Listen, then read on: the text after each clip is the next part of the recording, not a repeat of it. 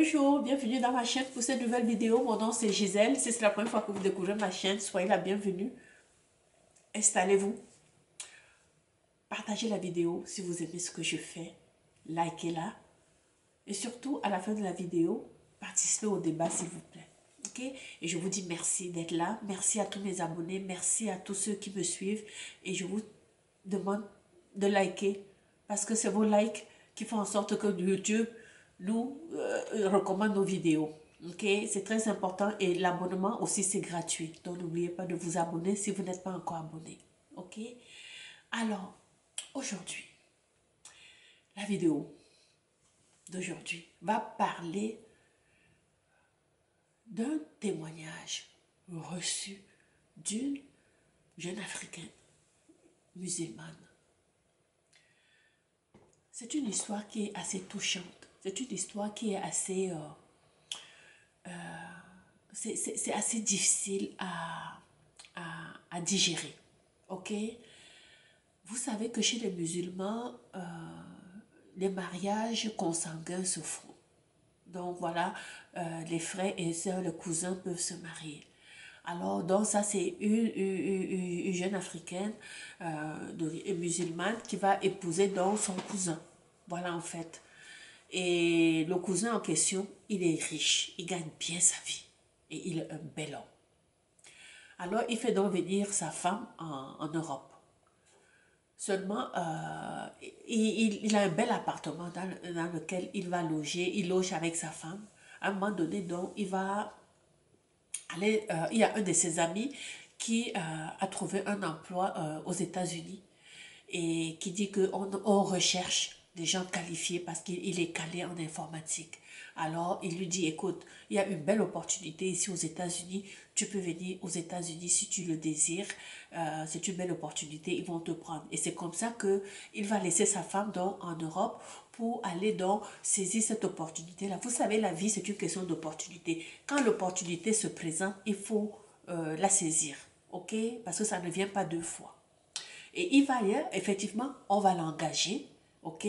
Et il a une belle carrière. Donc, il est et là, à ce moment-là, commence donc une relation à distance avec sa femme.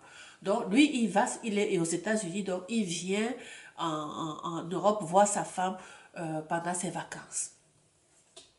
Alors, avant qu'il parte, il n'y avait aucun problème dans le couple. Ok, il n'y avait aucun problème. Les relations sexuelles entre le couple se passaient très bien et la femme était satisfaite. Ok, bon. Voilà que le gars, donc, comme il est allé vivre aux États-Unis et il était logé donc, chez cet ami-là, son meilleur ami, hein, son ami en fait avec qui il a grandi quasiment. Alors, cet ami, il est donc homosexuel. Et le gars arrive là-bas, il va changer de genre, il va changer, il va aussi commencer maintenant il a changé. Voilà, ce qu'il a changé. Comment la femme a su qu'il a changé?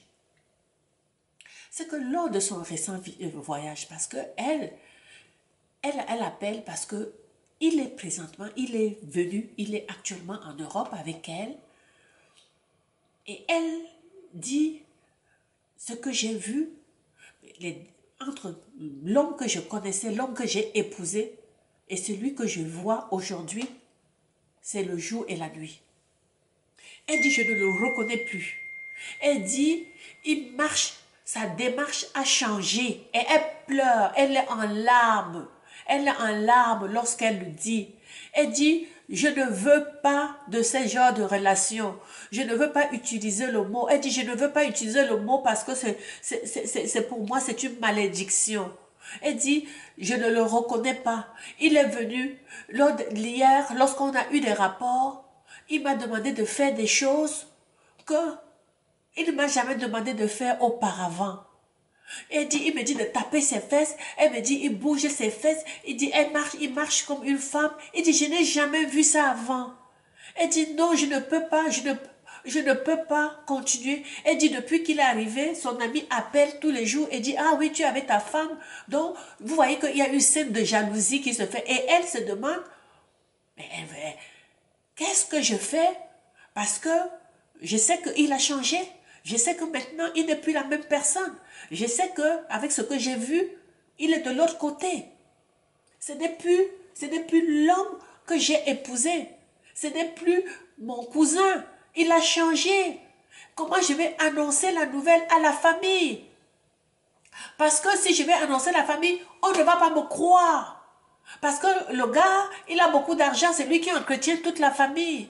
Et dit, qu'est-ce que je suis prise au piège? S'il n'était pas mon cousin, bah, je partirais sans me poser cette question. Mais là, c'est mon cousin. Comment prouver et comment le dire à la famille? Parce que la famille va le lyncher. Je ne peux pas. Qu'est-ce que je fais? Je suis dans ce dilemme. C'est ça la question de la fille. La question de la fille, c'est quoi? Elle dit, en plus de ça, il m'a dit qu'il veut qu'on retourne, qu'on aille ensemble aux États-Unis. Donc, il est venu comme ici pour me chercher pour qu'on aille ensemble aux États-Unis. Est-ce que j'accepte de partir ou pas? Sachant que maintenant, il mène ce genre de vie. Sachant qu'il mène ce genre de vie, qu'il n'est plus la même personne. Hein?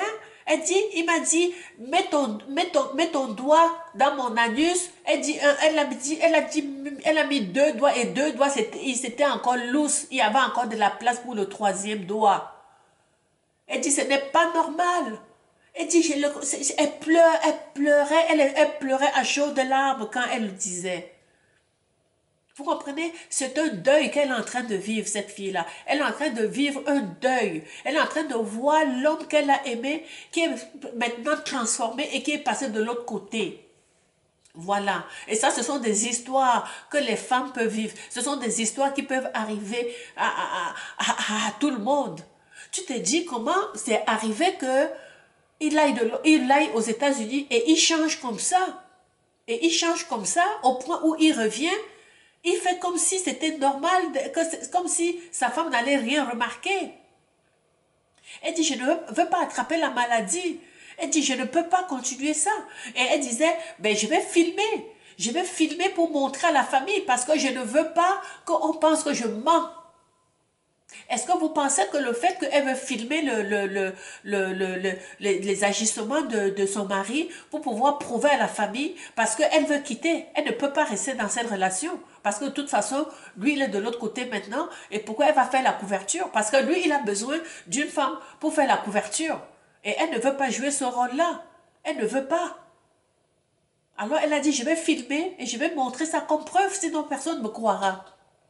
Et quant à son désir, le désir de son mari de l'amener aux États-Unis, ce n'est pas une bonne idée. Elle ne peut pas aller. Elle ne peut pas aller vivre là comme ça. Il faut que le gars soit aussi honnête avec lui-même.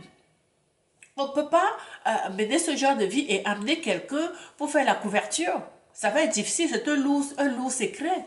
C'est un lourd fardeau à porter. Hein?